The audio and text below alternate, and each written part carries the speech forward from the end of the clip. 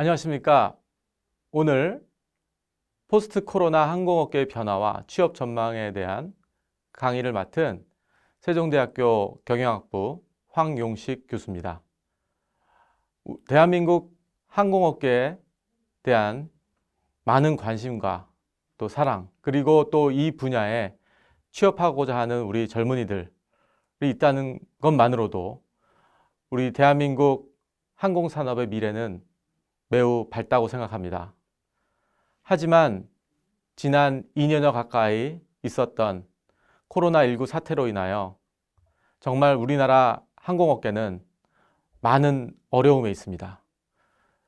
대한민국 항공업계뿐만이 아니라 글로벌 항공업계는 정말 지금까지 경험해보지 못했던 미증유의 사태라고 해도 과언이 아닐 것입니다.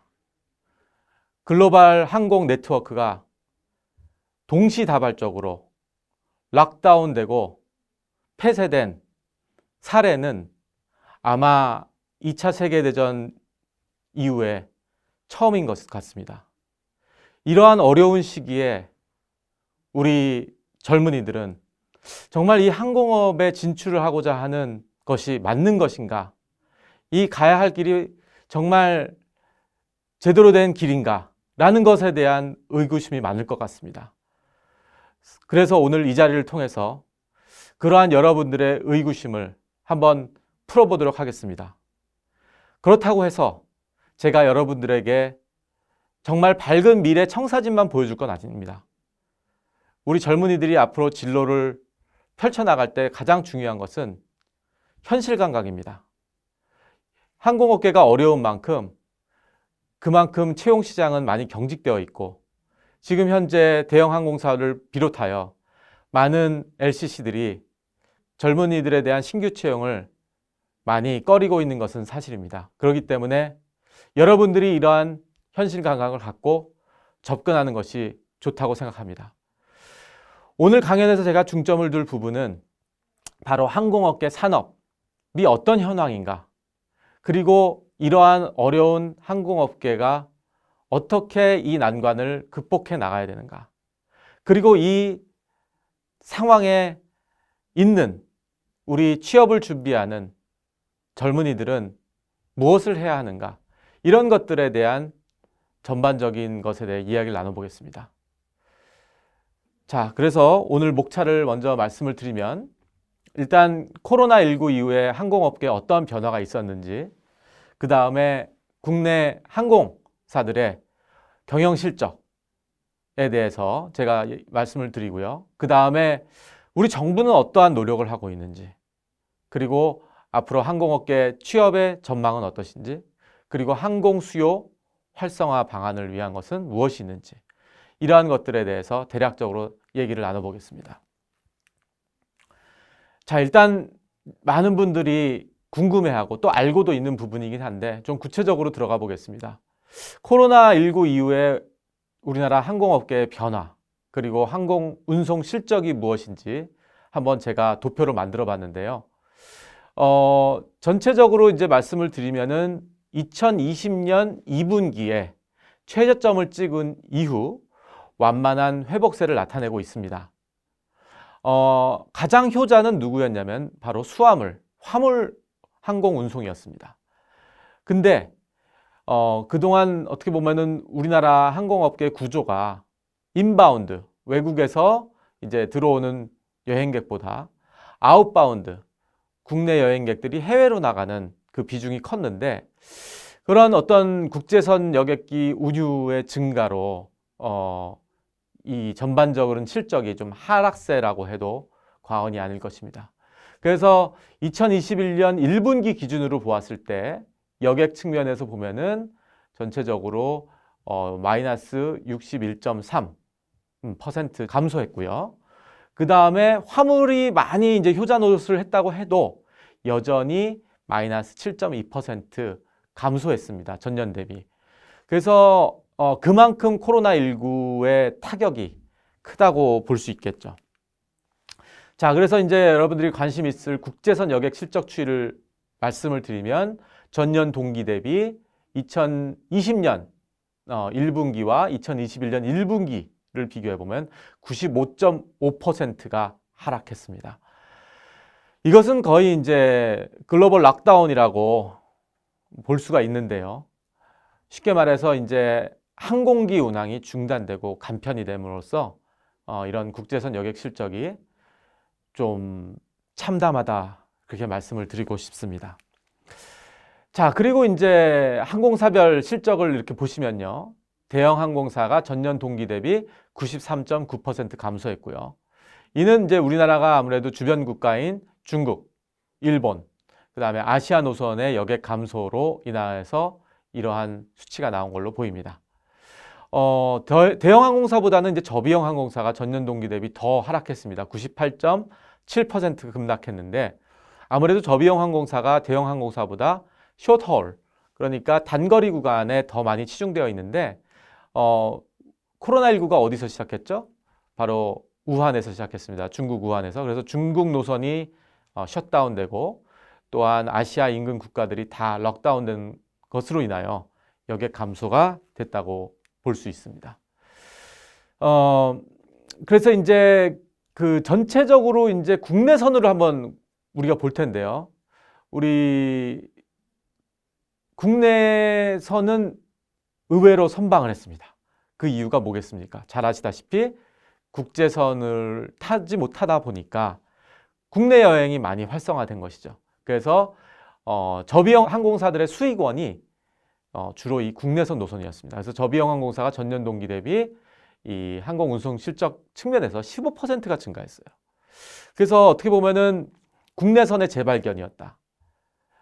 그래서 그러면은 국내선에서 수익을 많이 창출해서 실적을 보존하면 되겠네라고 생각하실 수 있겠지만, 생각보다 그 국내선의 마진이 크지가 않습니다. 그래서 이것이 실적 개선으로 크게 도움이 되지 않는다는 것은 어떻게 보면 좀 안타까운 일이라고 볼 수 있겠죠. 자, 그리고 이제 아까 말씀드렸던 이제 항공 운송 실적, 효자입니다. 그러나 효자임에도 불구하고 워낙 코로나19의 타격이 컸기 때문에 전년 동기 대비 7.2% 감소하는데 그쳤습니다. 하지만 저는 이거를 매우 선방이라고 보고, 또한 대형 항공사들의 기업 실적에 많은 도움을 주긴 했습니다. 그래서 이따가 그 자세한 내용은 좀 보여드리겠습니다. 자, 이제 그 항공사들의 경영 실적을 한번 보시겠는데요. 대한항공, 아시아나 두 양대 대형 항공사죠. 그래서 2021년 1분기 1245억 원 정도의 영업이익을 기록했고, 그래서 흑자로 전환이 됐습니다. 그래서 지금 우리 3분기가 이제 지금 실적이 나올 텐데, 3분기 실적도 매우 양호한 흑자 전환이 될 것으로 예상이 됩니다. 아까 말씀드린 대로 화물사업 매출액이 이 전체의 77.32%를 차지합니다. 그래서 대한항공이 발빠르게 화물기 가동률을 높이고 여객기를 화물기로 활용하는 애자일한 전략을 펼쳤다고 볼 수 있습니다. 아시아나항공은 1분기 112억 원의 영업손실 적자폭이 감소되었습니다. 이도 마찬가지로 대한항공처럼 동남아, 미주, 유럽 중심으로 화물 운송을 확대했습니다. 그리고 아시아나항공도 여객기를 개조해서 수송력 확보에 주력하였습니다. 이제 LCC죠. 저비용 항공사들인데요. 아마 높은 국제선 여객 의존도로 인해서 실적이 악화되었습니다. 그래서 지금 보시는 그 빨간 영업이익을 보시면 다 적자죠. 저비용 항공사들도요, 나름 기민하게 움직이긴 했습니다. 근데 화물 전용기 전환과 카고 시트백을 이용한 운송이 생각보다 총량 차원에서 많지 않기 때문에 이것이 또 실적으로 이어지진 않았습니다. 그래서 결국에는 저비용 항공사는 국제선 의존도가 높고 수익 창출이 주로 국제선을 통해서 이루어지는구나. 그래서 이것이 전반적인 실적 부진으로 계속 이어지고 있고, 아마 이번 3, 4분기도 어렵지 않을까라는 조심스러운 예측을 해봅니다. 자, 그러면은 이 코로나19, 우리가 이제 영어로 코비드 19이라고 하는데 이것이 정말 얼마나 우리 항공업계에 변화를 줬고 어떤 정도의 쇼크인가를 한번 보시면요. 우리가 이제 저도 뭐 이렇게 나이가 아주 많은 것도 아니고 아주 적은 건 아니지만 제가 경험한 바로는 이러했던 어떤 위기가 있었을까 생각이 듭니다. 그래서 아마 지금 이 그림에 보시면은 사스라고 해가지고 그 전염병이 한번 돌았던 적이 있습니다. 2003년도였고요. 그 다음에 2001년에 9.11 테러, 그 다음에 2008년도에 금융위기 이렇게 있었는데요. 그래서 이제 회복 속도를 한번 이렇게 봤거든요. 그러나 사스 같은 경우는 한 7개월 만에 회복을 했습니다.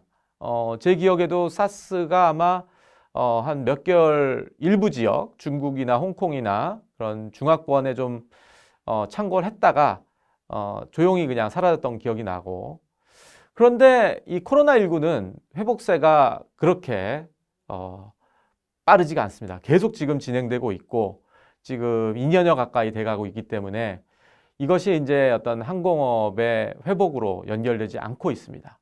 그리고 이제 부진한 수요가 있는데, 이제 최근에 들어서 이제 위드 코로나라는 얘기가 계속 나오고 있죠. 위드 코로나는 이제 결국에는 코로나와 함께 한다. 이제 코로나와 공정 공생한다. 우리가 백신을 맞고 또 치료제가 개발되면은 다시 일상으로 돌아가되, 코로나는 뭐 아주 없어지진 않는다고 합니다. 바이러스라는 것이 계속 또 진화하는 것이기 때문에. 하지만 우리가 일상생활을 회복하는데 걸리는 시간이 있을 것이다. 그래서 아마 그 국제항공운송기구인 IATA가 실제로 예측을 한 것이 2024년도에 항공업이 회복할 거라고 예상을 했습니다. 근데 최근에 이제 연차 회의를 했는데 1년 앞당겼어요. 2023년에 글로벌 항공업이 완전 회복할 것이다. 그런 얘기는 무엇이냐? 지금 우리가 2021년인데 2년을 어떻게 더 기다려? 이건 너무 심한 거 아니야? 하지만 1년이 어딥니까? 2024년에 회복한다는 것이 2023년으로 앞당겨졌으니까.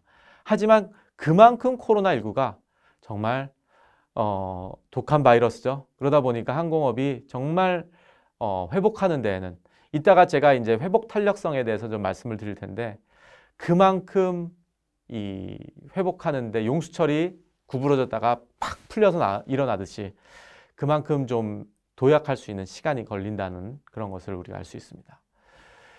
자, 그래서 이제 보시면은 이제 백신 접종률인데요. 이게 전 세계적으로 이제 길게 나와 있는, 여기 보시면 뭐 이제 브라질이라든지 위에 있는 칠레, 이런 국가들이 이제 75% 정도의 인구가 백신이 접종이 완료가 되는 것이 이제 내년도 한 여름쯤 된다라는 그런 얘기인데요.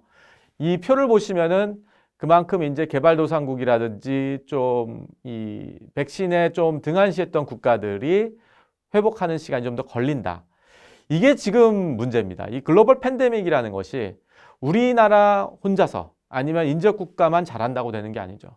우리가 백신 접종률이 지금 아마 60%, 2차까지가 60%를 넘어서 위드 코로나를 향해 달려가고 있는데, 현 상황에서.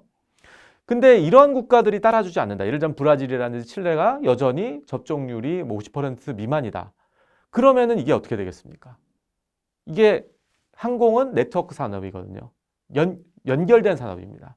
그래서 우리 하나 잘한다고 되는 게 아니에요.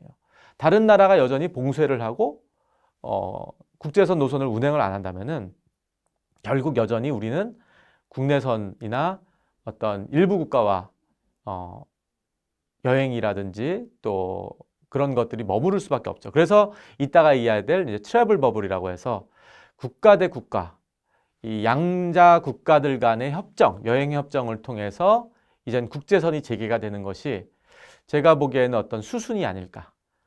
그러한 단계로서 점진적으로 나아지는 것이지, 이게 한꺼번에 전 인류가 짱 하고 그냥 마스크를 다 벗자 하는, 그렇게 되는 게는 좀 어렵다는 것이죠. 그래서 일단은 모든 국가, 전 세계 모든 국가의 접종률이 한 70%가 넘었을 때 우리가 글로벌 위드 코로나를 선언하지 않을까라는 생각을 해봅니다.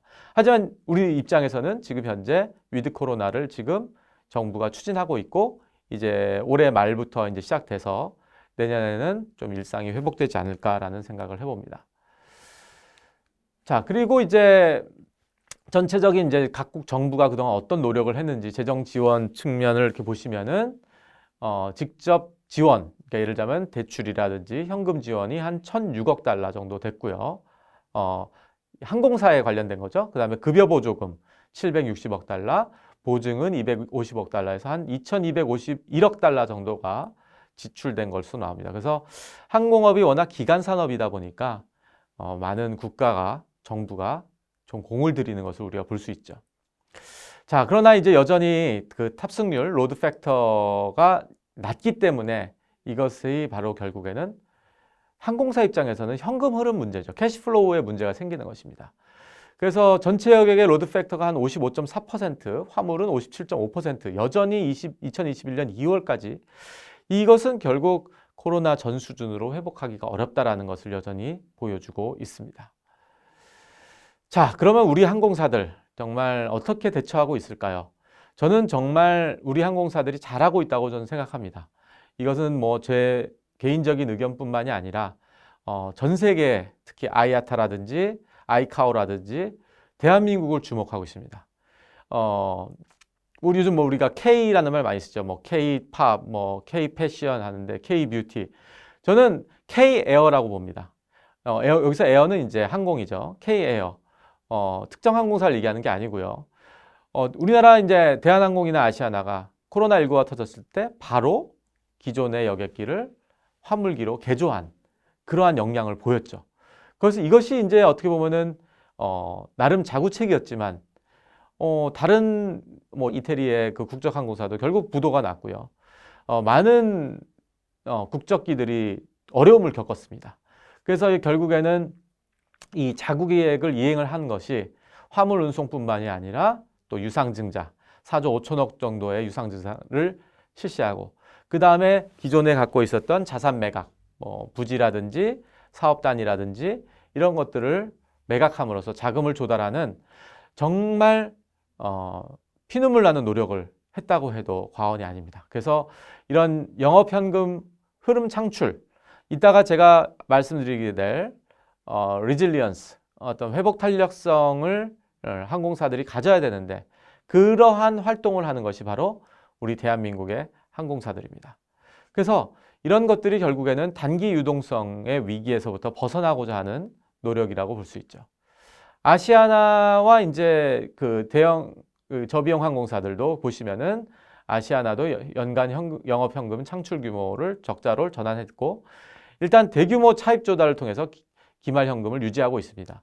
아시아나 경우는 좀 특수한 경우가 이제 대한항공과 인수합병을 통해서 이런 재무적 위기에서 좀 벗어나려고 하는 그러한 노력이 있고요.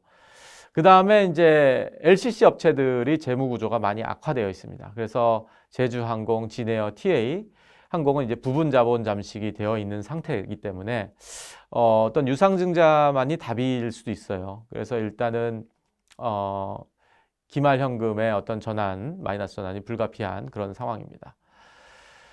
자, 그리고 이제 어떤 자본 총계 측면도 말씀을 드리고자 하는데 LCC 업계의 자본 총계 추정 전체적으로 좀 순손실이 많이 높고요. 그래서 현금성 자산도 많이 어려운 그런 상황이라서 유동성 위기에 있다고 볼 수 있습니다. 그래서 저는 아마 코로나19 이후에 LCC 업계의 재편이 일어나지 않을까. 제가 뭐 어떤 데서 어떻게 일어날 것이다라고 여기서 말을 드릴 수 없지만 아무래도 이제 지금 한 9개 넘는 업체들이 경쟁을 하고 있다 보니까 자연스러운 산업 재편이 되지 않을까라는 예측을 좀 해봅니다. 어떻게 보면은 우리나라 금융업도 그랬거든요. 옛날 IMF 겪은 이후에 많았던 시중은행들이 결국 인수합병을 통해서 서로 합치고 그래서 규모의 경제를 일으켰던 것처럼 아마 이 LCC도 그러한 변화가 있지 않을까라는 생각을 좀 해봅니다. 자, 그래서 아까 말씀드렸던 전체적인 국내선 여객, 그 다음에 국제선 여객으로 보시면은 이제 국내선 여객 같은 경우는 그나마 좀 많이 좋아졌었습니다. 많이 실적이 좋아졌는데 가끔 이제 1차 유행, 2차 유행 뭐 있었잖아요. 그렇기 때문에 잠시 그때 감소하는 건 있었지만 어쨌든 국내선 여객은 그래도 선방을 했다. 근데 국제선 여객이 지금 이제 아주 전체적으로 97% 셧다운되어 있는데 아마 이 위드 코로나가 되면서 서서히 이제 회복세가 돼가고 있는 그런 걸로 보입니다. 자, 그래서 제가 이제 말씀드리고 싶은 부분이 이제 리질리언스 전략입니다. 이 리질리언스 전략이라는 것이 무엇이냐? 아마 경영학을 전공하신 분들은 요즘 좀 많이 들어보실 수도 있습니다. 그 용수철 한번 생각해 보시면 되겠는데요. 용수철이 한번 수축됐다가 다시 한번 탁 이제 풀어졌을 때 어떤 탄성에 의해서 그냥 확 뛰어오르는 것처럼 아마 기업들도 지금 좀 많이 위축되어 있는 그런 상황에서 이 코로나19를 극복하고 준비를 함으로써 다시 도약하는 것을 이제 기대해야 되지 않을까. 그래서 어떠한 전략을 펼쳐야 될까를 한번 보겠는데요. 일단 리질리언스를 얘기하기 앞서서 이제 블랙 스완 이벤트라고 하는데 검은 백조를 보신 적이 있으신지요? 저는 사진으로만 봤습니다. 일반적으로 우리 백조는 이제 말 그대로 하얀색이죠. 백조가 이제 하얄 백자를 쓰니까 흑조죠, 흑조. 흑조가 과연 뭐냐? 이것은 이제 과거의 경험으로 예측할 수 없는 상황. 아니 세상에 어떻게 검은 백조가 있지? 라고 하는 것은 우리가 그만큼 충격과 파장이 있다는 것이죠. 많이 놀래면서 아무도 예측하지 못했다. 그것이 바로 이제 지난 97년도 IMF 위기, 2008년도 금융위기, 그 다음에 이번 20년도 코비드 19 이런 팬데믹이 아무도 예측할 수 없었던 것이었다는 것이죠. 그래서 그 주변에 이제 저희 교수님들 중에서도 또 빅데이터를 공부하시거나 어떤 미래를 예측하는 다양한 통계 기법을 하시는 분들이 있는데 제가 솔직히 말씀을 여쭤봤어요. 예측하셨냐? 근데 몰랐다는 거죠. 그러니까 이게 정말 불가항력적이라고 해도 과언이 아닌데 결국 우리가 이제 이런 사업 환경이라는 거는 어떤 복잡성과 불확실성 하에 우리가 결국 기업을 운영하는 것입니다. 결국 이러한 실물 경기의 침몰, 그리고 이제 위험성 대두 이런 것들이 우리의 생존과 도태에 심각한 영향을 줄 수 있다는 것이죠. 그리고 이러한 어려움 때문에 경영이 매우 쉽지 않다. 특히 항공사, 외생 변수라고 하는데 항공사는 이런 외생 변수에 매우 취약합니다. 왜냐하면 결국에는 항공사를 경영하기 위해서 어떻게 해야 되겠어요? 비행기를 띄워야 되잖아요. 비행기가 못 뜨는 상황은 어디서 수익을 창출할 수밖에 없겠습니까? 그냥 쉴 수밖에 없는 거예요. 그러면 기업이 마냥 쉰다는 건 뭐겠어요? 인간으로 하려면 심정지 상태가 되는 거거든요. 그럼 심정지 된 사람이 소생하려면 어떻게 해야 되겠습니까? 결국 인공호흡을 하든지 다양한 의료 도구를 사용해서 심폐소생을 통해서 살아나야 되죠. 지금 그 상황이라고 보시면 돼요. 좀 항공업에 취업을 준비하는 학생들한테 다소 불편할 수 있는 얘기지만 지금 냉정한 현실을 우리가 봐야 됩니다. 그래서 우리 기업들이 어떠한 노력을 하고 있는가?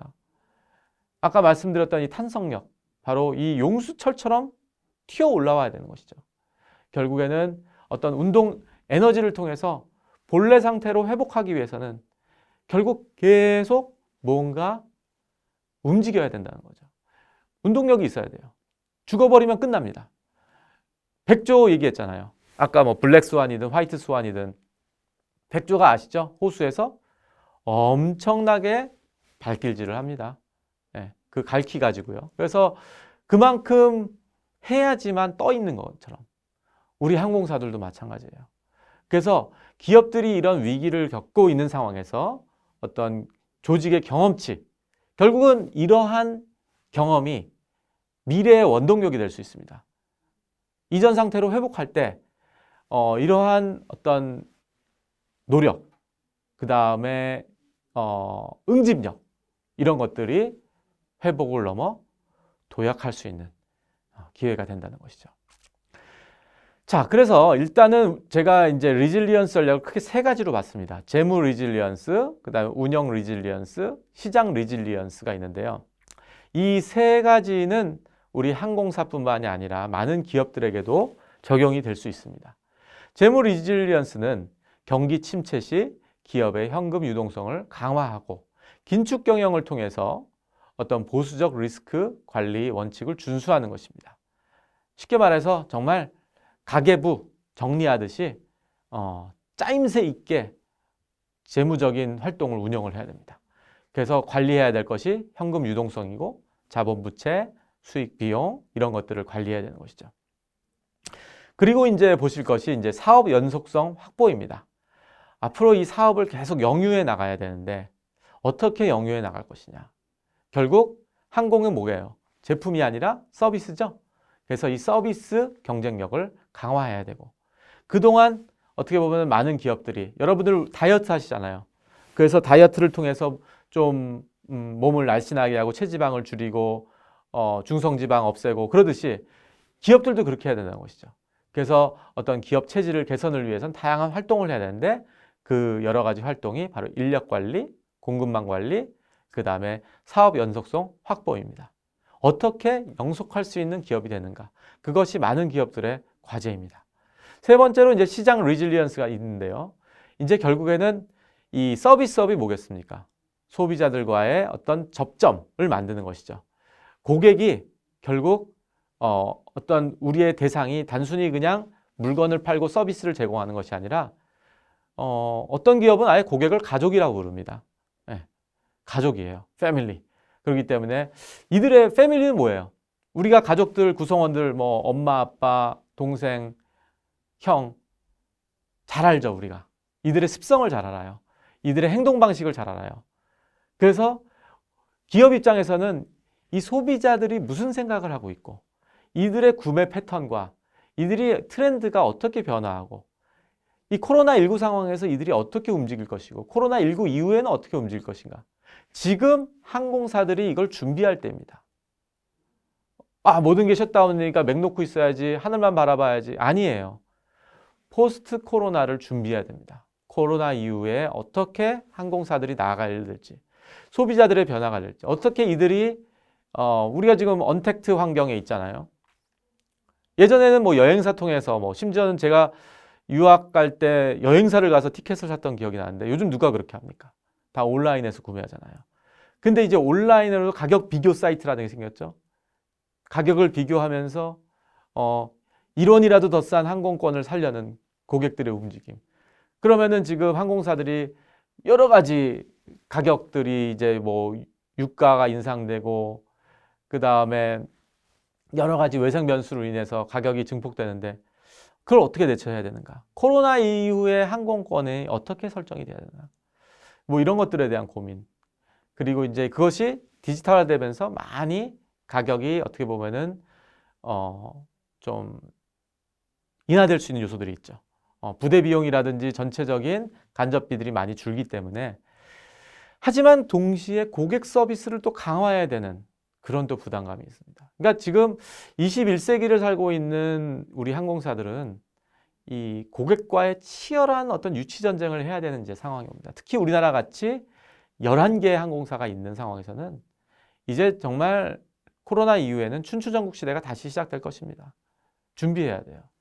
자, 그래서 몇 가지 이제 재무적인 어떤 도전 과제라든지 이런 것들을 나열을 했는데 좀 전에 말씀드렸던 내용들 내용이 좀 많아서 제가 그냥 간단히 몇 가지만 말씀을 드리면 일단은 어떤 이 대금 지불 요청이라든지 그 다음에 급여 관리비 고정 비용으로 크게 이제 항공사들이 고정비 그 다음에 변동비 이렇게 나가잖아요.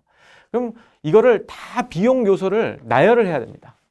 그래서 이게 뭐 요즘 뭐 가치사슬 분석이라는 것도 하는데 A부터 Z까지 쫙 나열을 해서 비용이 들어가는 것들을 하고 어느 부분을 우리가 대폭 줄여야 되는지를 낱낱이 분석을 해야 돼요.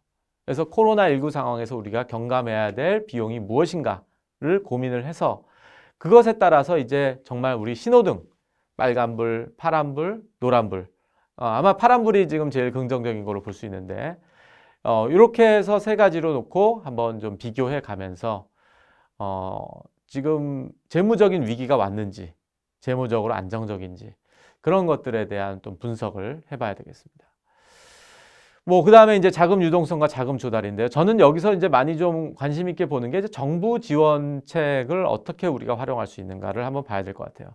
그래서 전 세계적으로 어떤 정부의 지원들이 아주 강화가 되는 상황에서 이제 좀 LCC들도 많이 지원을 받아야 되는데 좀 제한적이라는 이제 업계의 또 목소리를 들었습니다. 우리 정부가 좀 더 일단은 이 코로나19 상황을 극복하기 위해서 올해까지만이라도 좀 더 적극적인 좀 지원이 필요하지 않을까라는 생각을 하는데, 그러기 위해서는 우리 LCC들이 많이 좀 목소리를 내야 되겠죠. 그래서 자금 조달 방안에 대한 뭐 요즘 유상증자 많이 하고 티웨이라든지 또 뭐 제주항공이라든지 유상증자를 많이 하고 있거든요. 그래서 이런 어떤 대출 기관을 통해 가지고 어떻게 지원 프로그램을 활용할 수 있고, 그다음에 중소기업들도 특히 많이 정부 지원책을 활용하거든요. LCC도 엄연히 말하면 중소기업이라고 볼 수가 있어요. 그래서 이러한 목소리들을 좀 많이 내서 좀 대응 수단을 좀 마련해야 되지 않을까라는 생각을 해봅니다. 자, 운영 측면에서도 한번 보시면은 어떻게 보면은 다양한 시나리오를 한번 좀 생각해 봐야 될 것 같아요. 코로나19가 이제 회복을 하고 그것에 대한 어떤 주요 리스크들이 무엇이고, 그 다음에 어떤 지금 현재 가장 운영에서 힘든 게 이제 인력 관리입니다. 인력 관리를 어떻게 할 것인지. 일단 뭐 순환대기를 통해 가지고 좀 일부 휴직하는 직원들도 있고, 무급휴직, 그 다음에 유급휴직, 그것을 통해 가지고 직원들의 인건비가 좀 절감이 된다고는 하지만, 한편으로는 저는 이렇게 생각해요. 코로나19 이후에 이분들이 직장으로 돌아왔을 때 어떤 역량, 그런 것들을 계속 가져야 되는데 너무 오래 쉬게 되면은 또 이분들의 어떤 맨파워가 많이 떨어질 수도 있거든요. 그래서 지속적인 인력 관리, 교육들이 좀 저는 수반돼야 된다고 생각합니다. 그것이 결국 장기적 대응 전략으로도 우리가 볼 수 있고요. 자, 그 다음에 이제 좀 전에 말씀드린 인력 관리 부분도 있고, 그 다음에 어떤 글로벌 트렌드 모니터링을 한번 해야 될 것 같습니다. 많은 글로벌 항공사들이 앞으로 이제 기단, 기제, 어떠한 기종을 뭐 활용하는지, 뭐 와이드 바디를 쓰는지, 아니면은 뭐 A380 같은 정말 큰 대형 항공기를 쓰는지, 전 세계적인 트렌드가 아마 좀 아주 대형급보다는 좀 중형급으로 준다는 그런 얘기를 들었습니다. 그래서 아마 이 코로나19 이후에 어떤 기단의 어떤 운영 방식이라든지 그런 것들에 대한 것도 좀 고민을 해야 되고, 그 다음에 기존에 있던 인력, HR, 지금 여기서 그 휴먼 리소스, 이 HR 담당하시는 분들 역할이 커요. 어떻게 하면은 인력을 잘 나누어서 중복된 업무가 없게끔 효율적으로 기존의 인력을 잘 활용해야 되는지, 이런 것들에 대한 운영의 묘를 펼쳐야 된다고 저는 생각합니다. 그리고 이제 시장도 이제 보면은 어떻게 보면 고객의 어떤 수요를 예측해야 되고요. 그 다음에 이제 이 국가별 협정을 맺거든요. 그래서 이제 트래블 버블이 시작이 되면은 지금 우리나라가 싱가포르하고 사이판, 괌, 일부 국가들과 지금 이제 트래블 버블이 시작돼서 이제 여행이 재개되는데, 이때 어떻게 보면은 어떻게 노선을 배정을 하고 또 노선 배분이 이제 우리나라 같은 경우는 이제 국토부에서 많이 주관이 되는데, 국토부 관계자들과 협의를 통해서 효율적인 노선 배분에 참여할 수 있는지를 좀 적극적으로 나서야 된다고 저는 생각합니다. 그래서 결국에는 항공업은 어떻게 보면 정부와 같이 가는 그런 좀 분야예요. 그래서 어떤 기존의 정부의 방침을 잘 따르면서 동시에 또 요구할 부분은 또 요구하고, 또 고객 수요가 이런 것이 있다는 것을 잘 모니터링을 해서 이것을 정부 관계자들에게도 잘 전달하는 그런 것들이 필요하다고 저는 생각합니다. 그리고 결국에 이제 고객 경험 및 행동. 이제는 고객들이 특히 요즘 자라나는 MZ세대들, MZ세대들은 바로 이 경험치를 되게 중요하게 생각합니다. 그래서 아주 민감해요. 조금이라도 불만족스럽거나 서비스가 안 좋았다 하면은 바로 인터넷이나 대중매체를 통해서 알리는 아주 손빠르고 발빠른 소비자층이죠. 그렇기 때문에 그들에게 알맞는 대응 전략을 펼쳐야 된다. 그래서 포스트 코로나, 이들이 이제 어떻게 보면 자동화 시스템이라든지 예약, 부킹을 하는 것이 아주 이 디지털화돼 있거든요. 그래서 디지털 트랜스포메이션이 가장 적용이 잘 돼야 되는 것이 바로 항공업이라고 생각합니다.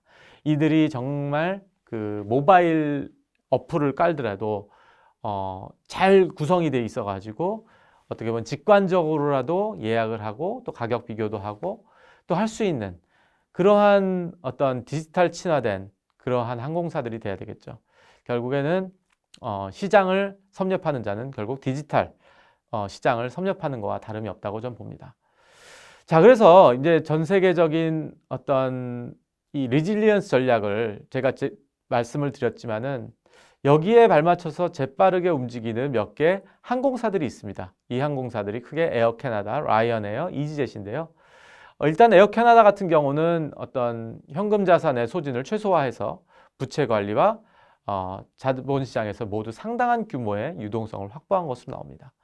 그리고 라이언에어는 이제 유명한 LCC죠. 그래서 자본 유동성이 있어서 시장에서 지위를 강화하고 그 다음에 주주들을 잘 설득했어요. 그래서 2020년 9월 기준 주주들로부터 4억 유로를 조달했습니다. 그리고 이제 이지젯 같은 경우는 이제 수출 개발 보증 형태의 신규 대출을 통해 유동성을 증대한 것으로 나옵니다. 자, 그다음 운영 측면으로 보면 이제 델타항공 같은 경우는 2020년 200대 이상의 항공기를 퇴역하고 운영 규정 효율화에 가장 적극적인 항공사입니다. 그래서 아마 에어버스라든지 보잉사의 델타항공이 신규 기제를 주문한 것으로 나오죠. 그것은 바로 이제 코로나 이후의 상황을 지금 대비하는 그런 것이 아닌가 생각이 됩니다. 대한항공 같은 경우는 아까 말씀드려도 화물 사업을 확대해서 시장을 선점해서 4분기 연속 흑자를 기록한 정말 대한민국의 자랑스러운 항공사라고 볼 수 있죠. 그리고 이제 23대 전용 화물기와 벨리카고 수송으로 경쟁력을 확보한 어떻게 보면은 이 화물 운송의 강자라고 해도 과언이 아닙니다. 자, 그 다음에 이제 시장 측면에 앞서가는 또 우리나라 대표 또 LCC죠. 제주항공 같은 경우는 이제 국제관광비행이라고 해서 이 워낙 이 답답한 우리 여행객들을 좀 위로하기 위해서 그냥 하늘에 띄우고 그냥 한 바퀴 도는 한반도를 돈다든지 아니면은 뭐 일부 인근 국가를 한번 돌고 온다든지 하는 그런 비행 관광 비행을 패키지 상품으로 내놨습니다. 그래서 그동안 이제 완판될 정도로 아주 흥행을 했는데요. 그런 식으로라도 어떻게 보면은 시장에 접근을 계속하고 소비자들의 접점을 계속 갖는 그런 노력이 보이죠. 일본항공 같은 경우도 이제 기내식을 바꾼다든지 그 다음에 뭐 다양한 이벤트, 뭐 항공기를 전세를 내는 결혼식을 제공한다든지 그래서 소비자들이 계속 잊혀지지 않게끔 우리 살아있어, 우리 계속 뭔가를 하고 있어 그러한 메시지를 계속 던지는 것이 보입니다. 아메리칸 항공 같은 경우는 이제 290개 공항 키오스크를 비접촉식으로 개조를 해서 아무래도 이제 코로나가 맨투맨으로 사람 대 사람으로 이제 접촉하는 것이 좀 민감하다 보니까 이 키오스크를 통한 접촉을 최소화하는 그런 방식을 택했고 그다음에 이제 어플 같은 거라든지 디지털 관련 모든 서비스를 좀 강화하는 그러니까 어떻게 보면은 이 코로나19 상황에서 항공사들이 뭔가를 계속 준비하고 있어요. 그래서 수요가 계속 있을 것이다. 회복할 것이다. 그래서 우린 준비한다. 그러고 있는 거지 절대 맥 놓고 있지 않습니다. 자, 그래서 여기 이제 뭐 국가별 지원 현황인데 뭐 내용이 좀 많아서 제가 그냥 이건 간단히 넘어가고요. 그래서 뭐 전 세계적으로 한마디로 이제 많은 긴급 지원 요청이 있었습니다. 일본 같은 경우도 2조 5천엔 정도의 긴급 지원 요청이 있었고요. 그 다음에 이제 뭐 프랑스는 국적항공사인 에어프랑스 정부가 한 70억 유로 정도를 지원했고 미국 같은 경우는 이제 2020년에 케어 액트라고 해서 항공종사들에 대한 임금 보조금을 또 지원한 것이 있습니다. 그래서 이런 정부의 어떤 적극적인 지원들이 우리가 아는 구미 선진국들 사이에서 일어나고 있습니다. 그 외에도 이제 항공기 부품이라든지 그 다음에 관세 감면 현황을 말씀드리면은 일단 이 항공기 부품을 수입했을 때 우리가 이제 관세를 내는데 이것들에 대해서 항공사들에 대한 어떤 세제 감면들이 호주, 싱가포르, 말레이시아, 태국, 인도네시아, 중국 이런 국가들 간에 있었습니다. 그리고 이제 특히 미국 같은 경우는 이 WTO 항공기 무역 협정에 의해서 무관세로 계속 유지하고 있고요. 그 다음에 이제 재산세 부분이 있는데 미국 같은 경우는 이제 50개 주별로 다 다르긴 한데 18개 주 정도가 이제 부과를 하고 그 다음에 32개 주 정도는 미부과를 하고 있습니다.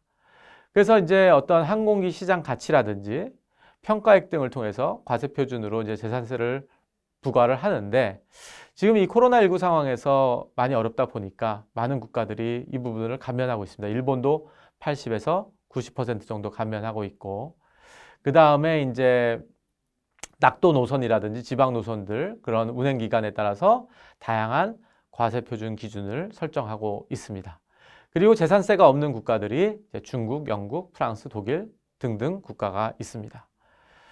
자, 우리나라가 그러면 뭐 정부가 안 하고 있느냐? 아닙니다. 우리나라 정부도 지금 적극적으로 지금 하고 있습니다. 그래서 1차, 2차 뭐 해서 비상경제대책회의를 통해서 하고 있는데 여기서 이제 많이 우리가 관심 있게 보셔야 될 것이 이제 어떤 저비용 항공사들의 지원이 이제 집행이 됐고요. 그래서 대략 한 3천억 원대의 비용이 집행이 됐습니다. 그 다음에 이제 기간산업안정기금이라고 해서 대형 항공사들에 대한 어떤 정책금융 프로그램을 또 가졌고요. 그 다음에 이제 그 항공금융제도를 본격적으로 운영한다고 이제 발표하고, 그 다음에 이제 이 항공업에 있는 인력들에 대한 어떤 임금에 대한 지원들이 있었습니다. 그래서 어떤 전체적으로는 고용유지 지원금이라든지 이런 것들이 지원이 됐는데 또 다소한 좀 안타까운 것이 이제 고용유지 지원금이 이제 현 시점에서는 이번 달 말, 그러니까 지금 녹화 시점이 한 10월 말인데요. 10월 말 정도면 종료가 됩니다. 그래서 아마 그 사이에라도 혹시 이것을 시청하실 분들께서는 지원이 됐다, 뭐 바뀌었다, 정부 방침이 바뀌었다 하면은 뭐 아주 다행인 건데 일단 현 시점에서 제가 말씀을 드리면은 이 고용유지지원금, 쉽게 말해서 이제 항공사들에게 고용 안정을 위해서 직원들에 대한 어떤 지원금을 주는 거거든요. 그래서 그것이 이제 만료가 돼서 항공사들이 이제는 결국에는 자체적으로 임금을 지불해야 되는 상황이 옵니다. 이게 이제 우리 취업 시장의 입장에서는 약간의 양날의 검이 될 수 있는 게 이따 그거는 제가 좀 설명을 드릴게요. 고용유지 지원금과 채용시장, 요것이 어떻게 보면은 두 개가 좀 상반된 입장에 있는 그런 현실입니다.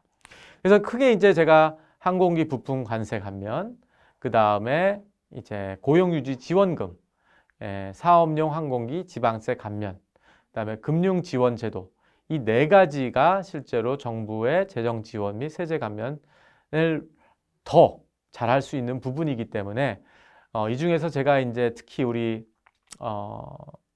취업과 관련된 것이기 때문에 고용유지 지원금 부분은 이제 올해 10월 말로 종료가 된다. 그런데 이 한 가지 덕을 본 게요. 고용유지 지원금으로 인해 가지고 고용이 실제로 3.1% 정도 감소한 것으로 나옵니다. 그렇기 때문에 한편으로는 좀 다행이라고는 생각하는데 이게 이제 뭐가 문제가 있냐면 제가 뭐 미리 말씀을 드리면 이 신규 채용을 할 수가 없는 상황이 됩니다. 그러니까 항공사들의 어려운 상황을 이해해서 우리가 안정적으로 임금을 주겠지만 이거를 받는 기간 동안에는 신규 채용을 하지 말아라. 그래서 오늘 이 세미나가 신규 채용에 대한 지금 준비를 하고 있는 많은 우리 취준생들을 대상으로 하는 것이기 때문에 그렇다면 고용유지 지원금이 이게 끝나야지 우리가 취직할 수 있네 라고 단순하게 생각하실 수도 있어요. 뭐 그건 저는 뭐 그렇게 충분히 생각하실 수 있다고 생각합니다. 근데 이거를 우리가 좀 롱텀으로 보신다면은 이제 계속 항공업이 살아나게 될 거잖아요. 제가 좀 이따가 그거에 대해 설명을 드리겠지만은 그러면은 계속 노선도 취향하고 또 신규 채용을 하게 되거든요. 어떻게든 언젠가는 회복합니다. 3년 이내 회복할 거예요. 네. 그러면 여러분들도 이제 이 취업 시장에서 채용이 됩니다. 그렇기 때문에 이 지금 현 상황을 극복하기 위해서 어떤 실탄을 갖고 있는 것도 나쁘지 않아요. 다시 말해서 당장 몇 개월 사이에 신규 채용을 하고 안 하고의 문제가 아니라 안 그러면은 도산하는 항공사들이 생기거든요. 그래서 항공사들이 없어진다는 것은 여러분들이 앞으로 미래에 일하게 될 직장도 없어진다는 것이기 때문에 일단은 고용유지지원금을 받을 만큼 받아보자. 그래서 저는 감히 이런 얘기를 드릴 수는 없지만 하여튼 올해 말까지만이라도 좀 이렇게 연장이 된다면은 좀 좋지 않을까. 그러면은 자연스럽게 이제 위드 코로나 체제가 되면서 이제 자생할 수 있는 그런 여건이 되기 때문에 일단은 지금 어려운 이 기초 채용 먼저 좀 살려야 되는 게 아닌가 생각이 듭니다. 자, 그래서 이제 제가 항공업의 이제 월별 종사자 추이를 한번 이렇게 봤습니다. 그래서 이제 코로나19 발발 시점인 2020년 2월 대비 지금 이제 2021년 한 7월 기준으로 봤을 때 항공운송업 종사자가 대략 한 32,439명에서 25,619명으로 21% 정도 감소했습니다. 이것은 이제 아까 말씀드렸던 국제선이 거의 97% 셧다운 됐다고 말씀드렸는데 그거에 비해서는 그래도 잘 버틴 게 아닌가라는 생각을 해보지만 여전히 하여튼 이 항공업이 축소됐다라는 측면에서 보면 정말 안타까운 일이 아닐 수가 없습니다. 그래서 이러한 추이가 아마 코로나19가 계속 장기화된다면 계속 되겠지만 그나마 우리가 지금 이제 코로나를 극복하고 회복하는 것에 대해서 얘기하고 있기 때문에 저는 이 추이가 그래도 좀 좋아지지 않을까라는 전망을 좀 해봅니다. 그렇기 때문에 아마 여러분들도 아마 이 자리에서 이 강연을 듣는 게 아닐까요? 자, 그래서 좀 전에 말씀드렸던 고용유지지원금이 이제 10월 만료가 되고요. 그래서 총 3,888억 원이 그동안 지급이 됐습니다. 국내 항공사들의 매출액이 전년도 대비 한 47% 감소했음에도 불구하고 그래도 95%의 고용을 유지했습니다. 이것은 다행히 고용유지지원금의 덕택이라고 볼 수 있는데 이것이 이제 말씀드리는 것처럼 이 고용유지지원 만료가 되면은 이제 또 신규 채용에 대한 얘기를 할 수 있는 또 이런 이 동전의 앞면 뒷면 같은 그런 이야기가 되겠습니다. 터널의 끝 보입니다.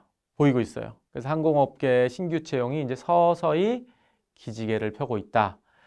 이건 미국 얘기지만 결국 미국 항공사들이 우리의 또 미래입니다. 미국 항공사들의 또 우리가 마침 또 기민하게 움직일 수 있기 때문에 거기서 어떻게 하느냐에 따라서 우리가 또 움직이거든요. 델타 항공 같은 경우는 2021년 6월 휴직 중인 직원들을 복귀시키고 1,300여 명을 신규 채용을 발표했습니다. 그리고 이제 유나이티드 항공 같은 경우는 조종사 300여 명을 신규 채용했고요. 하와이안 항공 같은 경우는 400여 명을 채용을 예고하고 있습니다. 대한항공 많이 여러분들이 관심 있을 텐데 화물 수요에 대응하기 위해서 조종사 확보 물밑 작업을 지금 하고 있습니다. TA항공 같은 경우는 항공정비, IT 관련 인력 채용을 진행하고 있고요. 에어로케이는 이제 IT 운항관리사 부분 채용을 실시하고 있습니다. 그리고 이제 아시아나항공, 제주공항, 지상조업 인력을 보충하고 있고요. 그래서 이런 일련의 움직임이 결국에는 항공업 채용 시장에 정말 신락 같은 희망 그리고 이제 이러한 작은 움직임을 통해서 앞으로 이제 신규 채용이 계속 늘어나지 않을까라고 제가 전망을 하고 있는데요. 그러나 이제 현실적인 말씀을 또 드리면 결국에는 이 고용유지지원금 받는 동안에는 신규 채용이 불가하다는 거 말씀드렸고요. 얼마 전에 이제 LCC 조종사 경력 공채가 있었는데 10명 모집에 100여 명의 지원자가 있었다고 합니다. 그리고 이제 코로나19 이전에 채용된 신입사원들이 있어요. 실제로 이제 제가 아는 분도 지금 신규 채용이 됐는데 대기하고 있는 분이 있는데 이런 신입사원들의 입사 대기도 길어지고 있습니다. 그리고 이제 승무원 인턴의 정규직 전환도 미뤄지고 있고요. 지금 그 사이에 어떤 변화가 있을지 모르지만 일단은 현 시점에서 2021년 하반기에 승무원 신규 채용은 계획이 없다고 지금 항공사들이 발표를 했습니다. 그 이유는 이제 기존에 있는 직원, 기존 직원의 고용 유지도 어려운 실정이기 때문에 현 시점에서는 그렇게 얘기를 하고 있습니다. 그러나 저는 지금 이거를 이제 단기적으로는 그렇지만은 중장기적으로 봤을 때는 결국 이 포스트 코로나 시대에는 이게 용어가 좀 너무 센데 실제로 이 용어를 쓰고 있어요. 리벤지 트래블. 보복. 복수한다는 거죠. 내가 그동안 지난 2년 동안 정말 방콕하고 있었는데 나 이제 한계가 왔어. 나 뭐 얼마를 불러도 상관없으니까 나는 해외여행 갈 거야. 라는 폭발적인 수요가 있다는 것이죠. 그래서 이제 지금 유럽에서부터 이게 보이는데요. 서서히 유럽 같은 경우는 유럽 사람들도 진짜 동남아 여행 많이 합니다. 뭐 태국 푸켓이라든지 뭐 인도네시아 발리 같은 데 가면은 거의 정말 유럽 사람들이 절반 이상이에요. 이들이 이제 서서히 6월 대비 전년도 6월 대비 2배 이상이 여행객들이 증가하고 있고요. 그 다음에 우리나라도 해외 여행객이 놀라시겠지만은 작년 동기 대비 2.3배 증가하고 있습니다. 아름아름 나가고 있어요. 아름아름 여행들을 하고 있습니다. 그래가지고 그리고 이제 1인 여행객들이 또 많이 늘어날 걸로 예상이 되고, 그래서 결국에는 이 코로나 사태 이후에 아주 보수적으로 봐도 한 30% 이상 증가하지 않을까라는 예측을 해보는데, 하여튼 전문가들 그리고 이제 항공협회라든지 여러 조사기관에서 하면은요 정말 높은 비율로 답하고 있습니다. 바로 여행 간다. 그래서 이런 것들이 지금 움직이는데 이게 어디서 나타나면요. 이 결국에는 이 ETF라고 해가지고 이제 이 여행 관련된 금융 상품들을 보시면요. ETF 상품의 수익률이 보시면은 지금 매우 높습니다. 17%, 13%, 8.3%. 이 얘기는 뭐냐? 이 항공업에 대한 어떤 미래 가치를 투자자들이 알고 있다는 것이에요. 회복할 것이고, 항공사들의 주가가 오를 것이고. 그래서 이미 뭐 많은 투자자들이 우리나라 항공사들, 상장된 항공사들 주식을 사고 있어요. 그렇기 때문에 어떤 이 관광산업, 항공산업이 결국에는 그동안에 위축되었던 그런 소비가 정말 아까 말씀드렸던 스프링 같이 발딱 일어나서 결국 수요로 이어질 것이다. 그런 지금 상황입니다. 그래서 이제 어떤 제도가 지금 있으냐, 이제 이 트래블 버블이라는 제도가 있는데요. 요게 이제 뭐 잘 아시다시피 이제 국가 간의 어떤 협정을 통해 가지고 여행을 하게끔 하는 겁니다. 우리나라 같은 경우는 이제 싱가포르하고 사이판이 되어 있는데 일단은 뭐 지금 현 상황에서는 PCR 검사를 피할 수는 없어요. 출국 전에 PCR 검사, 그 다음에 도착해서 PCR 검사, 또 귀국해서 PCR 검사 이걸 거치긴 합니다. 그러나 저는 이것도 좀 완화될 거라고 생각해요. 그 다음에 백신 여권이라든지 트래블 패스 같은 것이 이 디지털화해서 예전에는 이걸 서류 작업을 하느라고 결국 막 비행기 놓친 분들도 있다고 해요. 이 코로나 상황에서 유럽 여행한 사람의 어떤 얘기를 들었는데 그 벨기에였나? 하여튼 어디 가서 하여튼 서류 작업이 뭐 안 돼가지고 이렇게 동분서주하다가 비행기를 놓치는 경우가 있는데 이젠 그럴 일 없습니다. 딱 디지털화해서 보여주면은 이것이 여권이에요. 나 백신 맞았고 2차까지 접종 완료했다. 단 이제 PCR 검사는 이제 피할 수가 없는 것이죠. 그리고 이제 우리 자가격리가 면제가 된다는 것이 크죠. 많은 경우 우리가 해외 나가서 또 어떤 국가에서는 자가격리를 거의 뭐 한 열흘 정도 해야 되고 그런데 이제 뭐 지금 이제 보시면은 미국이라든지 스위스라든지 터키 같은 나라는 백신 접종 시에 자가격리가 면제된다. 그리고 이제 뭐 프랑스나 또 러시아 같은 경우는 백신과 무관하게 한국인은 자가격리 면제한다. 그래서 어떻게 보면은 이 우리나라의 위상이 높아요. 어떤 이 K방역이라는 것이 뭐 여러 가지 논란도 있지만은 일단은 그래도 좀 신뢰하는 수준으로 많은 국가들이 반응을 하고 있습니다.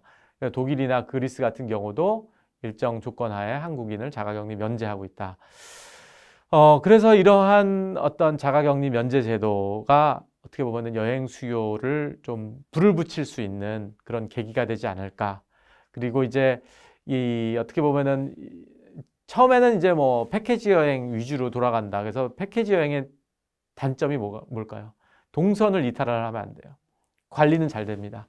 그러나 지금 이제 싱가포르하고 사이판 같은 경우는 이런 패키지 여행이 아니라 1인 관광객이라든지 자유여행객들에게 자유롭게 여행 다닐 수 있게끔 한다는 것입니다.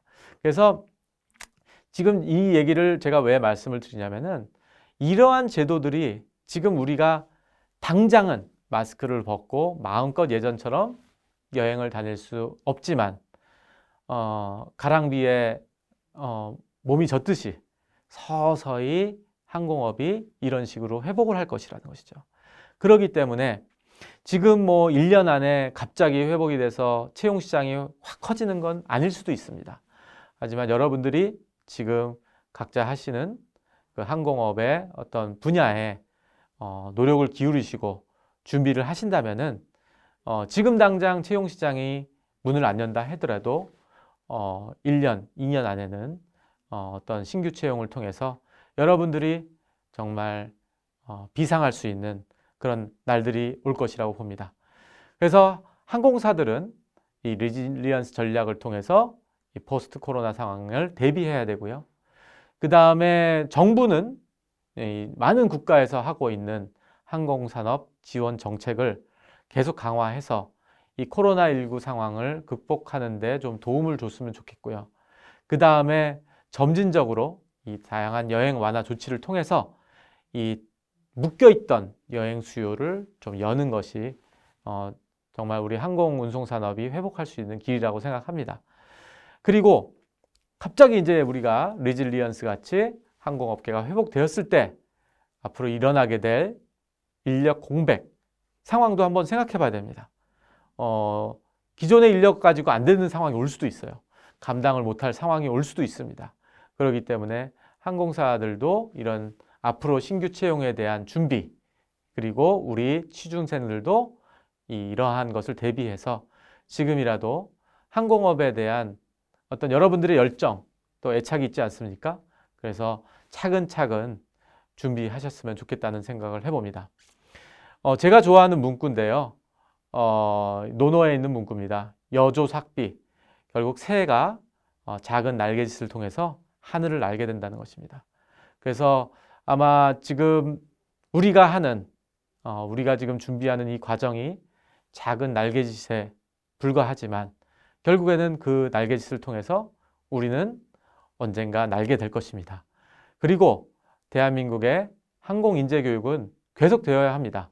제가 요거 마지막으로 이 캡처한 이 그림은 이게 국토부에서 어떤 항공 전문 교육 체계를 구축하겠다라고 발표한 내용입니다. 매우 저한테는 인상적이었어요. 왜냐하면은 국토부가 정말 여러분들과 같은 정말 이 항공업에 종사하고자 하는 인재들을 잊지 않았구나. 여전히 생각하고 있구나.